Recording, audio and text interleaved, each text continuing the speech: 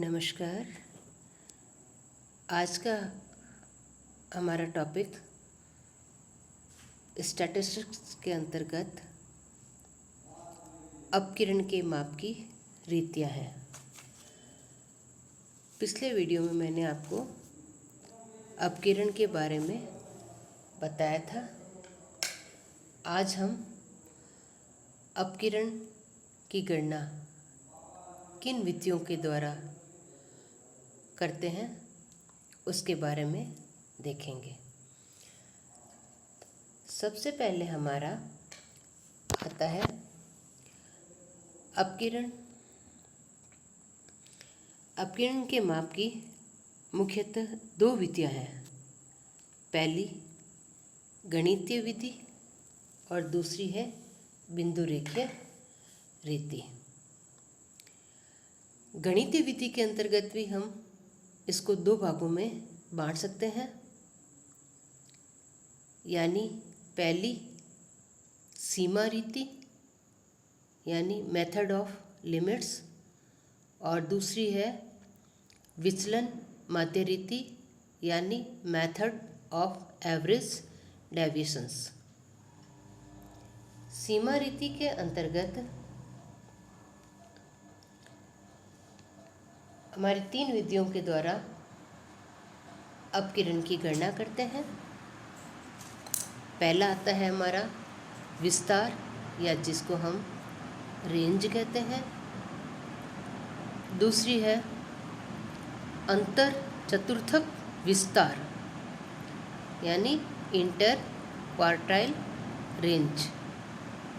और सीमा रीति की तीसरी विधि है शतमक विस्तार यानी परसेंटाइल रेंज। तो इस सीमा रीति में सिर्फ विस्तार का ही अध्ययन किया जाता है। वो विस्तार चाहे किसी हम चतुर्थक के द्वारा दो, शतमक के द्वारा दो या प्रस्तुत डाटा के द्वारा दो, हम किसी भी रीति से सीमा रीति से इन तीन विधियों के द्वारा हम विस्तार की गणना कर सकते हैं। इसी तरह गणितीय रीति में दूसरी जो रीति है वो विचलन माध्य रीति है। इस विचलन माध्य रीति के अंतर्गत भी हमारी तीन विधियों के द्वारा अपकिरण की गणना की जा सकती है, जिसमें पहली विधि है हमारी चतुर्थक विचलन यानी क्वार्टाइल डेविएशन। दूसरी विधि है हमारी माध्य विचलन यानी मीन डेविएशन। और थर्ड विधि है प्रमाप विचलन यानी स्टैंडर्ड डेविएशन। ये सारी विधियां तो होगी हमारी गणितीय रीतियों के अंतर्गत। इसके अलावा बिंदु रेखीय रीति के द्वारा भी हम अपकिरण की गणना कर सकते हैं और उसमें हमारी एक ही विधि काम में ली जाती है, वो है लॉरेंज वक्र के द्वारा। तो इन रीतियों के द्वारा हम अपकिरण की गणना करते हैं। तो आज हम सबसे पहले लेते हैं गणितीय रीति के अंतर्गत जो सीमा रीति है, उस सीमा रीति की जो प्रथम विधि है विस्तार। तो आज हम विस्तार के द्वारा हम अपकिरण की गणना किस तरह से करते हैं यह देखेंगे। तो सबसे पहले हम देखते हैं कि विस्तार कहते किसे हैं। तो विस्तार का तात्पर्य है, विस्तार यानी फैलाव, बिखराव, यानी किसी समंक श्रेणी के सबसे बड़े मूल्य और सबसे छोटे मूल्य के अंतर को विस्तार कहते हैं। यानी उस श्रेणी का विस्तार कहाँ से कहाँ तक है, उसका कौन से पद से वो श्रेणी शुरू होती है और कौन से पद मूल्य पर जाकर वो समाप्त होती है। इन दोनों का अंतर ही हमारा विस्तार कहलाता है। इसकी गणना हम एक सूत्र के द्वारा करते हैं और ये सूत्र है हमारा R = E2 - E1। यहाँ पर R से तात्पर्य है रेंज या विस्तार, E2 से तात्पर्य है लार्जेस्ट वैल्यू और E1 से तात्पर्य है स्मॉलेस्ट वैल्यू। तो इस तरह से हम ये इसका विस्तार निकालते हैं। लेकिन जब दो या दो से अधिक समंग श्रेणियों के विस्तार का जब तुलनात्मक अध्ययन करना हो तो इसके लिए हमें सापेक्ष माप की आवश्यकता होती है। तो विस्तार के सापेक्ष माप को हम विस्तार का गुणांक कहते हैं, और विस्तार के गुणांक का सूत्र है हमारा coefficient of range equal to E2 minus E1 upon E2 plus E1, यानी विस्तार गुणक कोएफिशिएंट ऑफ रेंज। E2 यहाँ पर बताया गया था लार्जेस्ट वैल्यू और E1 है स्मॉलेस्ट वैल्यू। इस तरह से हमें जब तुलनात्मक अध्ययन करना हो तो हम विस्तार का सापेक्ष माप निकालेंगे और इस सापेक्ष माप को कोएफिशिएंट कहते हैं। तो जिसका भी हमें सापेक्ष माप निकालना हो उसका कोएफिशिएंट निकाल देंगे। तो यहाँ पर अब आज हम विस्तार को देख रहे हैं।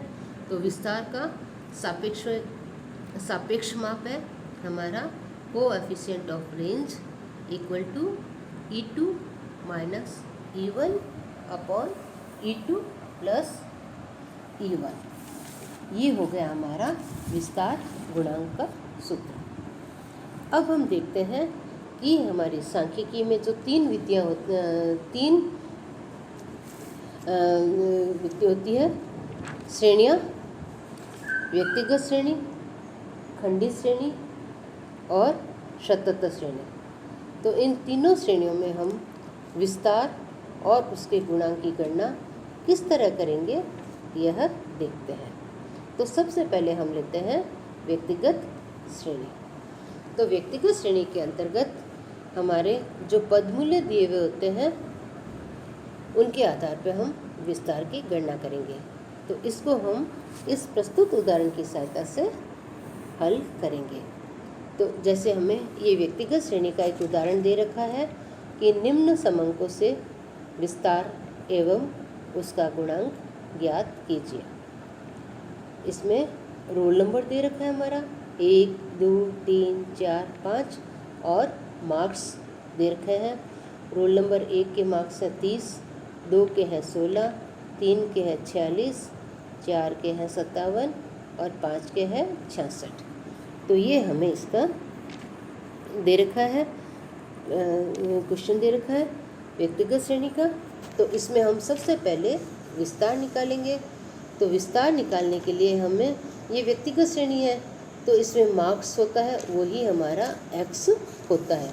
पदमूल्य है बाकी तो ये हमारा रोल नंबर है तो वो तो सीरियल नंबर है।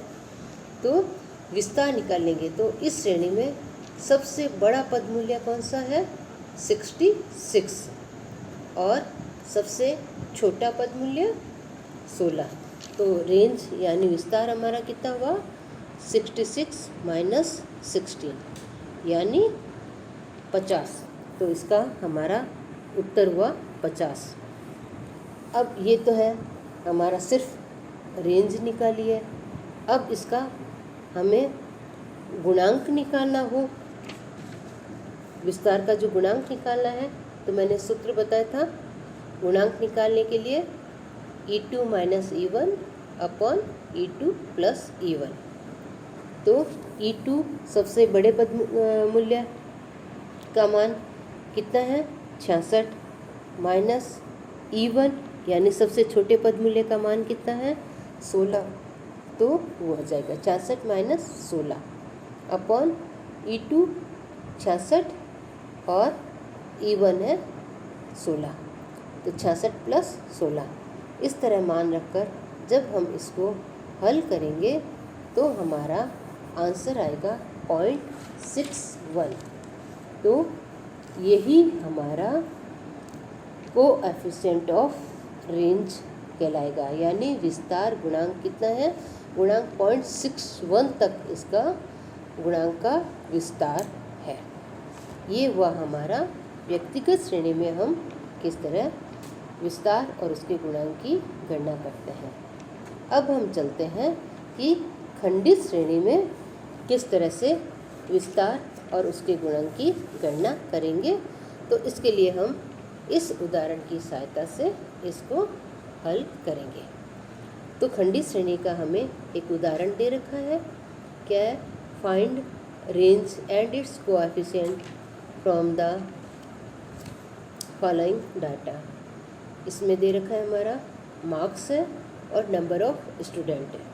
मार्क्स है 10, 12, 15, 18 और 20 और नंबर ऑफ स्टूडेंट्स है 4, 12 मार्क्स वाले 9, 15 मार्क्स वाले 3, 18 मार्क्स वाले स्टूडेंट है 11 और 20 मार्क्स वाले स्टूडेंट हैं हमारे 6। अब हमें इसमें सबसे पहले विस्तार की गणना करनी है। तो विस्तार की गणना करने के लिए हम यहाँ पर सिर्फ जो पद मूल्य है, मार्क्स है, उसी का ही ध्यान रखेंगे। यहाँ पर फ्रीक्वेंसी या आवर्ती का ध्यान नहीं रखा जाता। तो मार्क्स में सबसे बड़े पद मूल्य का मान कितना है, 20। तो ये हो गया हमारा E2। और सबसे छोटे पद मूल्य का मान कितना है, 10। तो ये हो गया हमारा E1। तो इसका विस्तार लेते हैं। विस्तार यानी E2 माइनस E1। तो 20 माइनस 10 बराबर कितने, विस्तार कितने अंकों का है, 10 मार्क्स का विस्तार है। अब इसका गुणांक निकालते हैं। तो गुणांक का सूत्र मैंने आपको बताया, E2 minus E1 upon E2 plus E1। तो E2 सबसे बड़े पद मूल्य का मान और E1 सबसे छोटे पद मूल्य का मान। तो सूत्र वैल्यू को सूत्र में रखने पर तो 20 माइनस 10 बटे 20 प्लस 10, यानी हल करेंगे तो 10 बटे 30 आएगा। तो इसको हल करने पर आ रहा है 0.33। तो ये हमारा विस्तार खंडित श्रेणी में विस्तार गुणांक आया हमारा 0.33। यह विस्तार गुणांक हमेशा ही 1 से कम, 0 और 1 के बीच ही होता है। इसी तरह अब हम कंटिन्यूस सीरीज में विस्तार और उसके गुणांक की गणना करेंगे। तो इसको हम प्रस्तुत उदाहरण से हल करेंगे। तो यहाँ पर हमारी ये जो सीरीज़ दे रखी है वो सीरीज़ है हमारी कंटिन्यूस सीरीज़। इसमें दे रखा है find the range and its coefficient from the following series.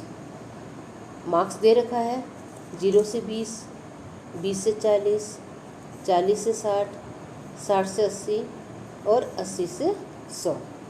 और नंबर ऑफ स्टूडेंट्स दे रखे हैं। 0 से 20 मार्क्स प्राप्त करने वाले विद्यार्थी है 10, 20 से 40 मार्क्स प्राप्त करने वाले विद्यार्थी है 5 और 40 से 60 में है 15, 60 से 80 में 20 और 80 से 100 में है 30। तो इसका हम पहले विस्तार निकालेंगे।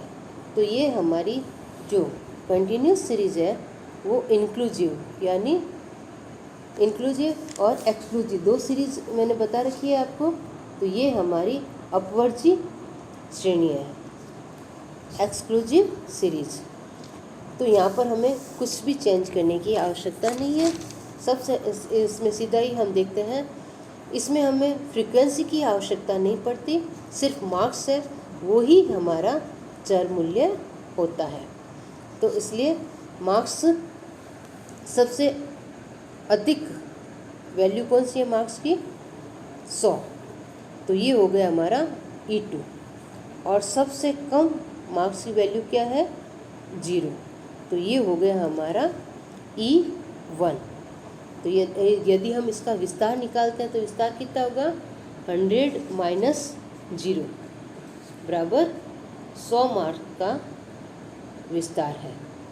और जब इसका गुणांक लेते हैं तो वैल्यू सूत्र में पुटअप करने पर E2 minus E1 upon E2 plus E1 यानी अधिकतम वैल्यू कितनी है 100, 100 माइनस 0 बट्टे 100 प्लस 0।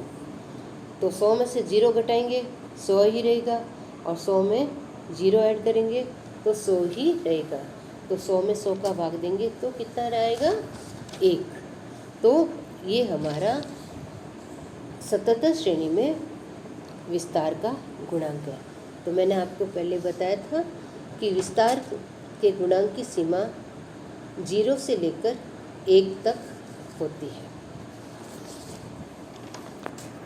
धन्यवाद।